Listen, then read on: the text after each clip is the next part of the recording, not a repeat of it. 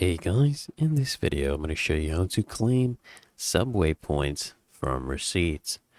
Basically add those points if they did not show up on your account.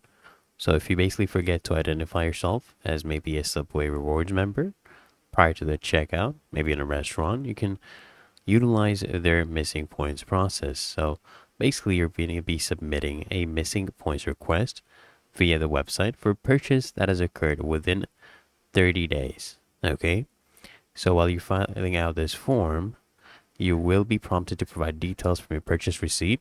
And if you cannot provide the relevant details from your purchase receipt as necessary, basically you cannot submit a missing points request.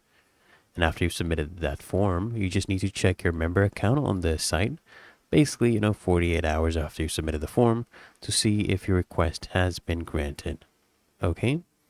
And they actually do limit you in terms of the amount of missing points requests that you can submit. Okay? But otherwise, it's really that easy and simple. So I hope this guide provided a value to you, and if it did, consider smashing that like button, as well as subscribing to frequently asked questions, and I'll see you guys in the next one.